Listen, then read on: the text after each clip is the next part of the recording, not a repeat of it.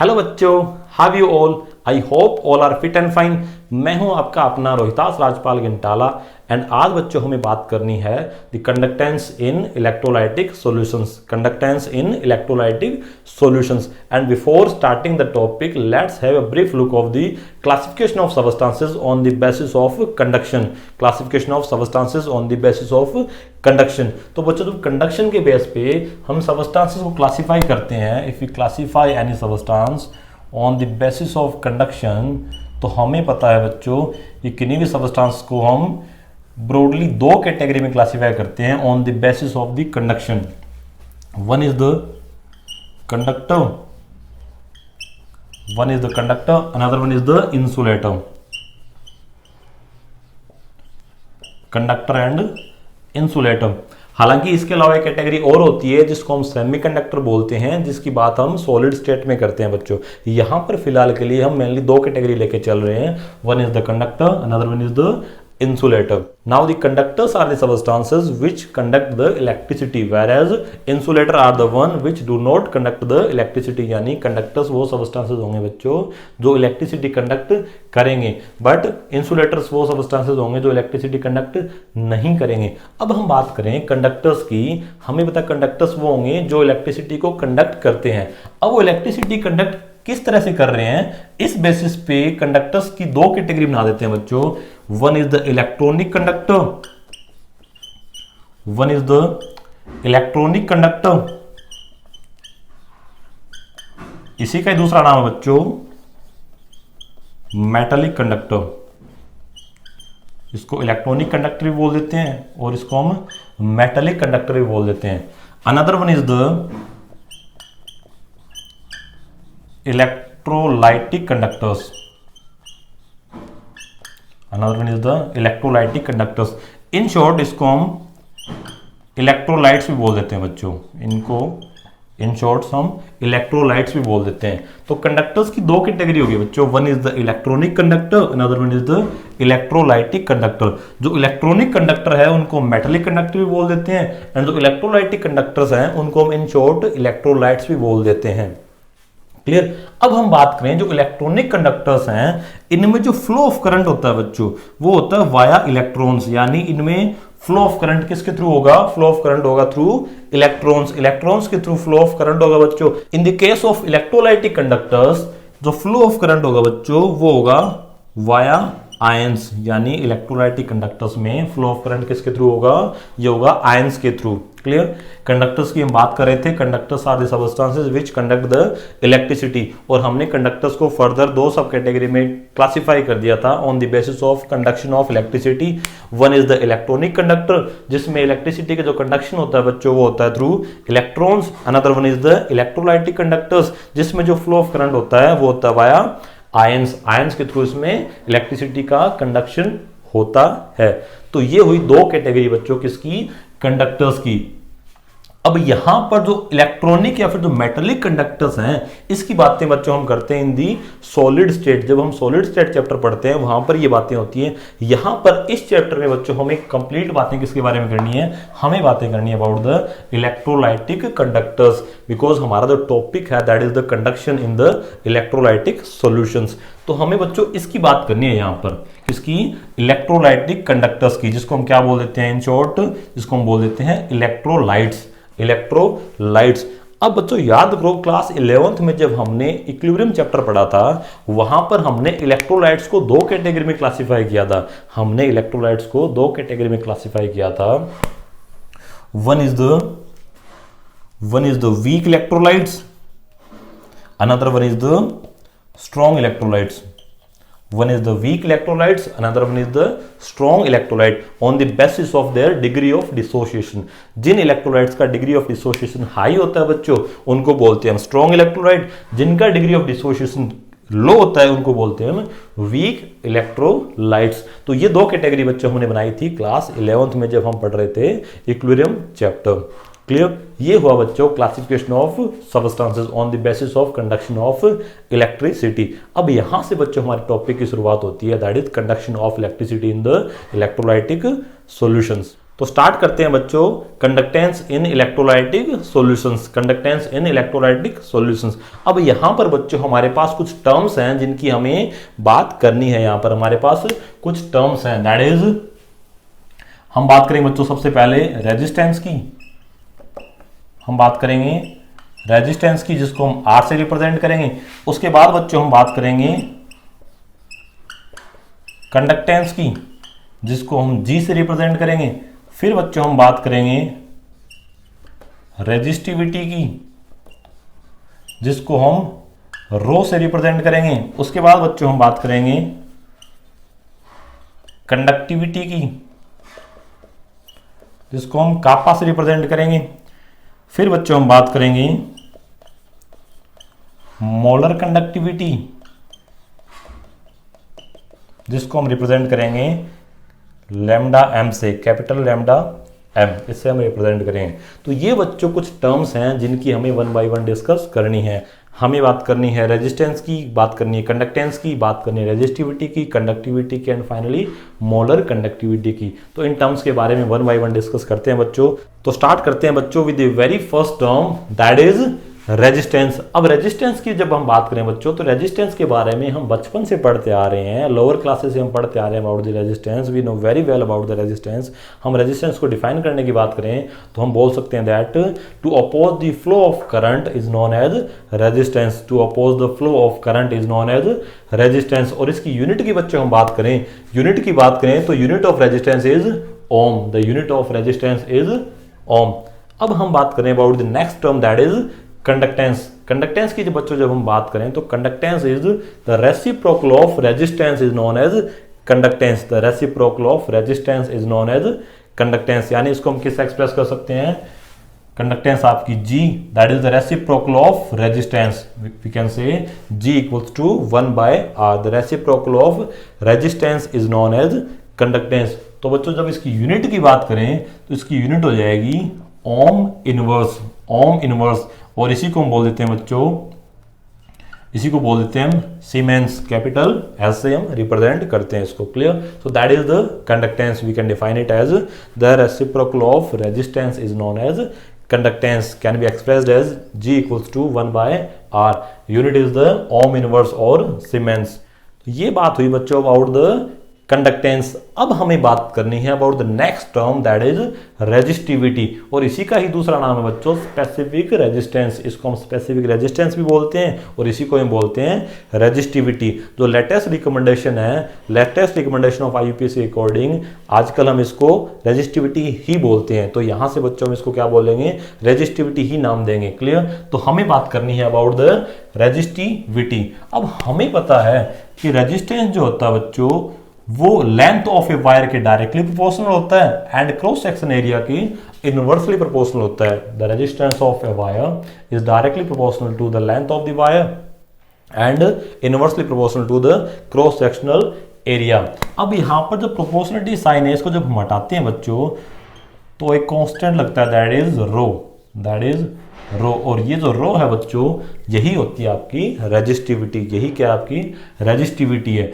तो इसको जब डिफाइन करने की बात करें बच्चों तो हम डिफाइन कर सकते हैं that if L equals to 1 centimetre and A equals to 1 centimetre square, तो जो R है बच्चों वो किसके इक्वल हो जाएगा, वो हो जाएगा आपका रो के इक्वल। इट मीन्स एक तरह से ये क्या है, ये एक तरह से रेजिस्टेंस ही है किसका, उस कंडक्टर का जिसकी लेंथ है 1 सेंटीमीटर एंड उसका क्रॉस सेक्शनल एरिया है 1 centimetre square.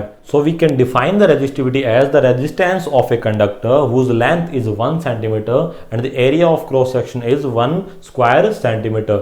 The resistance of a conductor whose length is 1 centimeter and the area of cross section is 1 square centimeter. Or we can also say that the resistance of 1 centimeter cube of a conductor is known as resistivity. The resistance of 1 centimeter cube of a conductor is known as resistivity. Clear?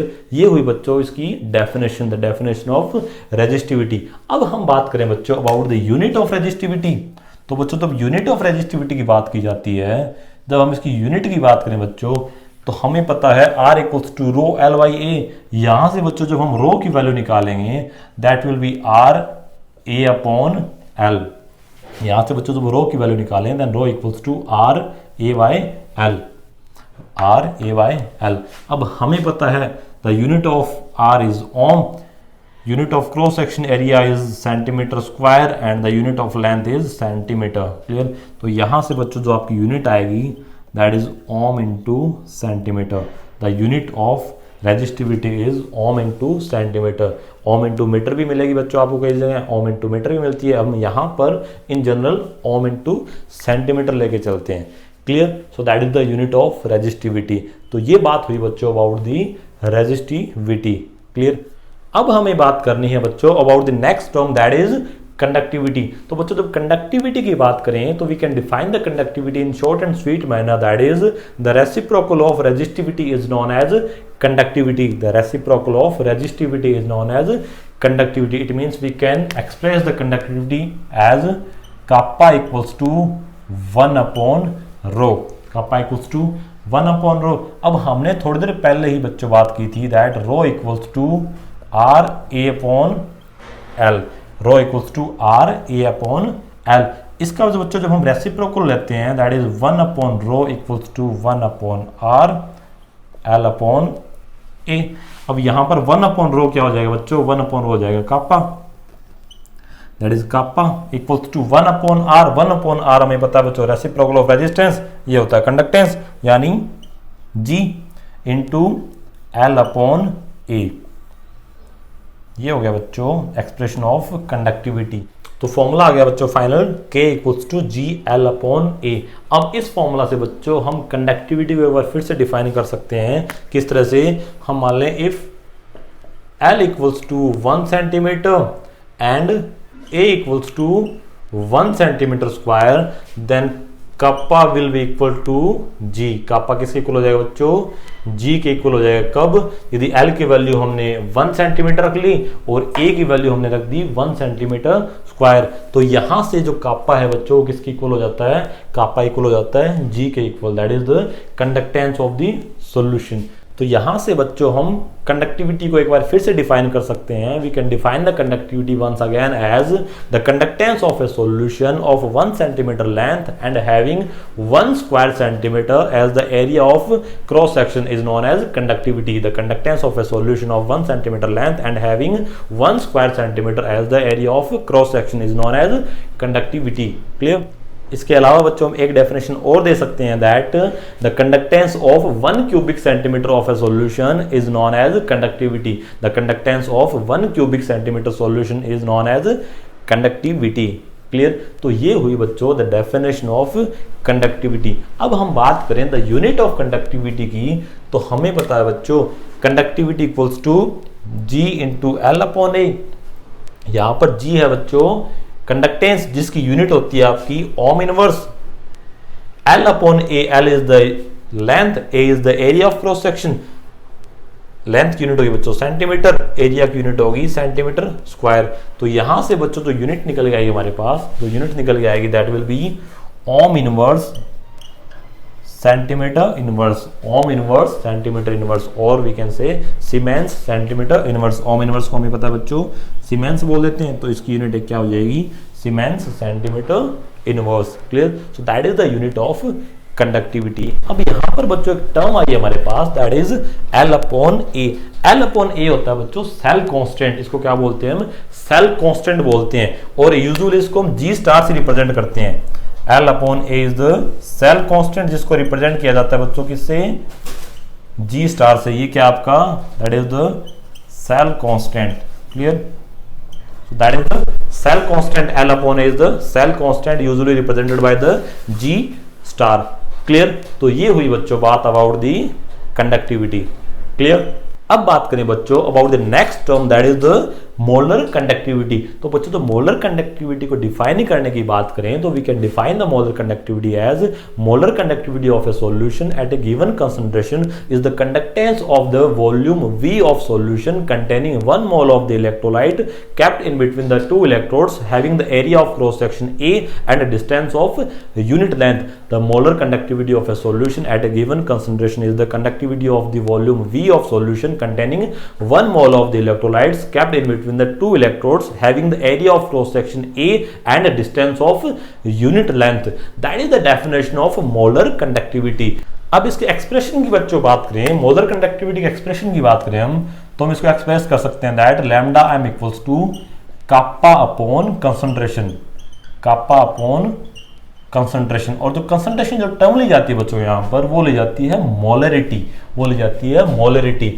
तो यानी यहाँ से हम define कर सकते हैं बच्चों कि यदि मोलरिटी हम 1 ले लें, यदि सॉल्यूशन हमारा 1 m है, तो उसकी जो कंडक्टिविटी होगी वही क्या हो जाएगी, मोलर कंडक्टिविटी हो जाएगी। यानी we can say that the conductivity of a solution having 1 m concentration is known as molar conductivity. The conductivity of a solution having concentration 1 m is known as molar conductivity. अब बच्चों इसकी unit की हम बात करें, यदि हम इसकी यूनिट को फाइंड आउट करते हैं बच्चों, तो हमें पता है इस फॉर्मूले से यदि हम यूनिट निकालने की कोशिश करें, तो जो काप्पा की यूनिट होती है that is the ohm inverse centimetre inverse, और जो कंसंट्रेशन टर्म ले रखी है बच्चों हमने यहाँ पर, वो ले रखी है मोलरिटी, जिसकी यूनिट होती है मोल लीटर इनवर्स। इसको यदि हम सोल्व करें that is the ohm inverse centimetre inverse mole inverse into litre, ये बन गया बच्चों।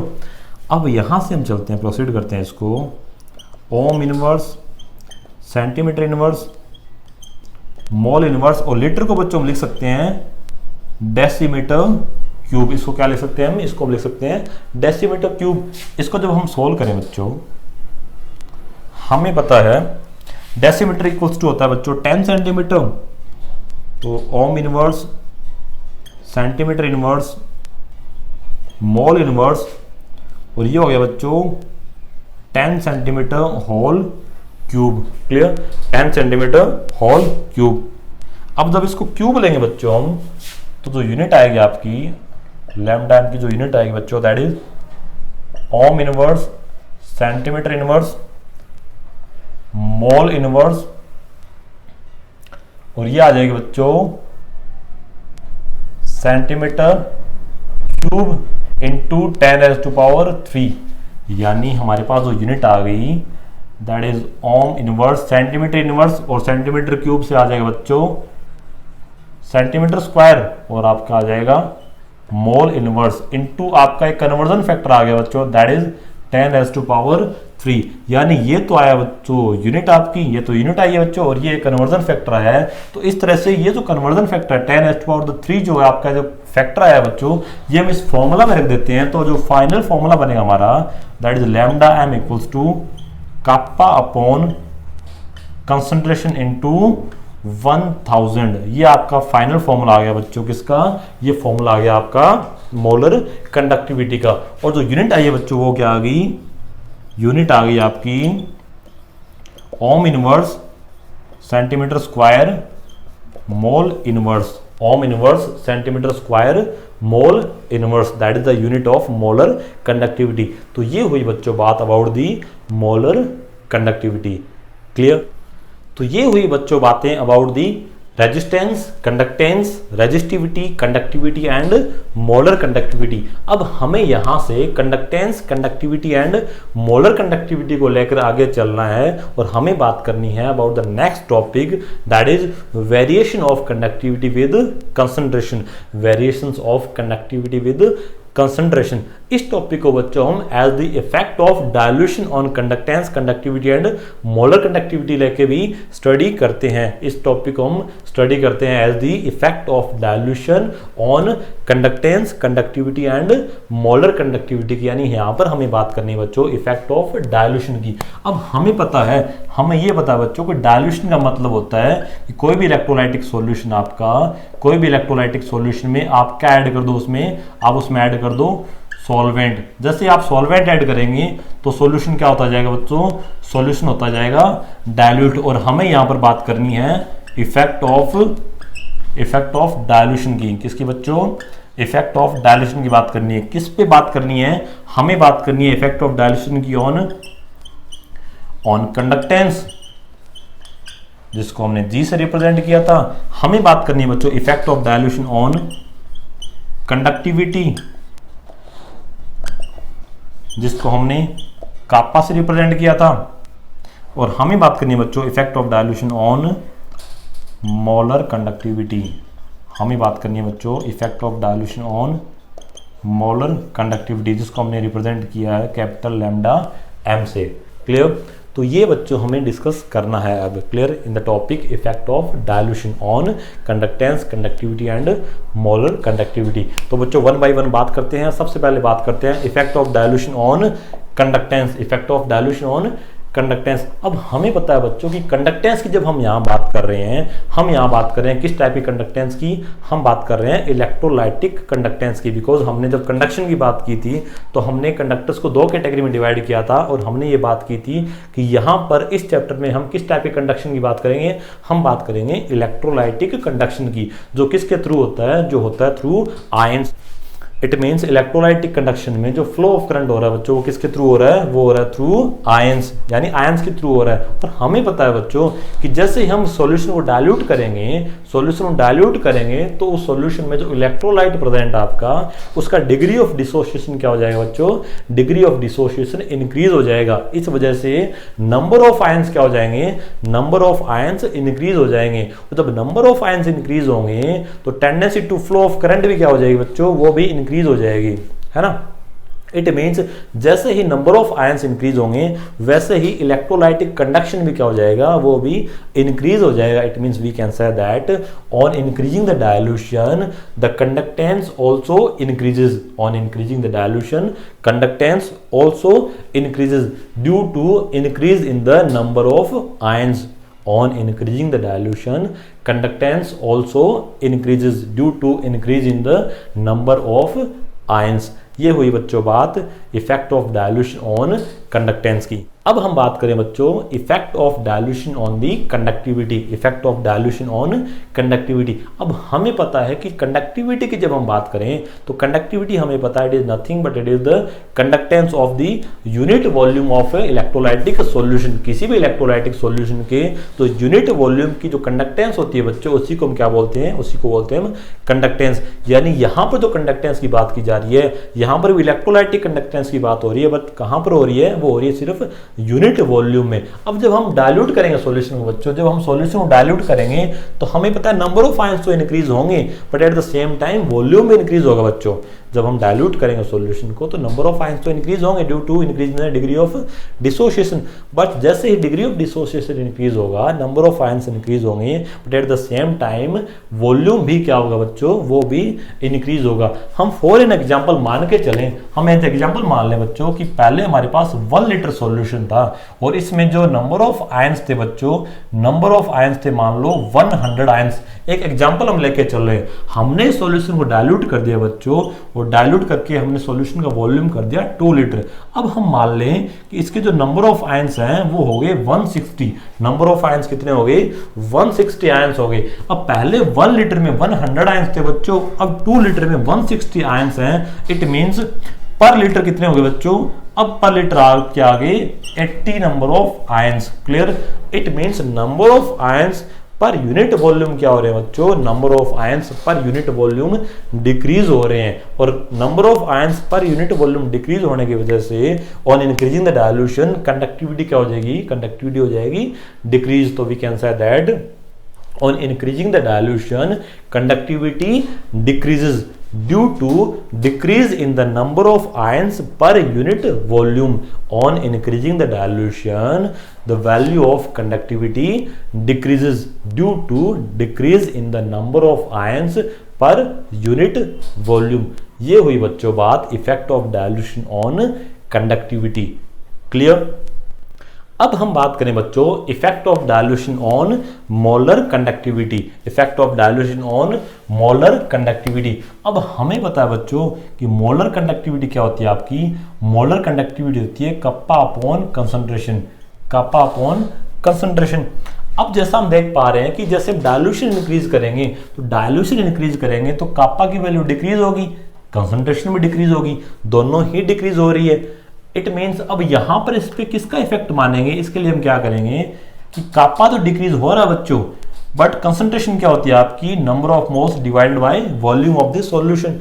अब यहां पर नंबर ऑफ मोल्स तो वही है बच्चों बट वॉल्यूम क्या हो रहा है? वॉल्यूम हो रहा है इंक्रीज, वॉल्यूम हो रहा है बच्चों इंक्रीज, कापा हो रहा है डिक्रीज, कापा डिक्रीज हो रहा है, वॉल्यूम इंक्रीज हो रहा है। अब हम बात करें कि दोनों में डोमिनेंट कौन करेगा, तो जो कापा की वैल्यू डिक्रीज होती है बच्चों, वो उतनी डिक्रीज नहीं होती जितना वॉल्यूम इंक्रीज हो जाता है। It means increase in the volume dominant करेगा, यहां पर increase in the volume dominant करेगा बच्चों। It means on increasing the dilution lambda M भी क्या हो जाएगी बच्चों, लैम्डा एम भी इंक्रीज हो जाएगी। हालांकि कापा डिक्रीज हो रहा है बट वॉल्यूम इंक्रीज हो रहा है, और increase in the volume dominate करता है to the decrease in the kappa. It means overall जो वैल्यू है लैम्डा एम की वो क्या हो जाएगी बच्चों, वो हो जाएगी increase. So we can say that on increasing the dilution, the value of molar conductivity increases due to increase the volume of solution containing 1 mole of the electrolyte.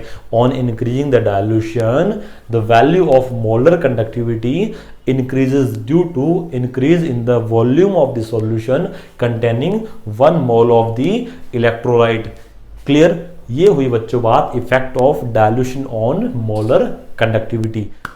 तो ये हुई बच्चों आज की क्लास। आज की इस क्लास में हमने डिस्कस किया कंडक्टेंस इन इलेक्ट्रोलाइटिक सॉल्यूशंस, जहां पर हमने बात की resistance, conductance, resistivity, conductivity and molar conductivity की। इसके बाद बच्चों हमने बात की variations of conductivity with concentration, जिसको हमने नाम दिया था effect of dilution on conductance, conductivity and molar conductivity. तो आज की इस क्लास को बच्चों हम यहीं रोकते हैं, मिलते हैं अगली क्लास में जहां पर हम बात करेंगे लिमिटिंग मोलर कंडक्टिविटी की for the strong as well as for the weak electrolytes. और यहां से होते हुए बच्चों हम पहुंचेंगे टू द कोलराउस लॉ, जहां पर डिटेल में बात की जाएगी about the Kohlrausch law and its applications की। सो मिलते हैं बच्चों अगली क्लास में। Till then have a good day, bye bye, take care.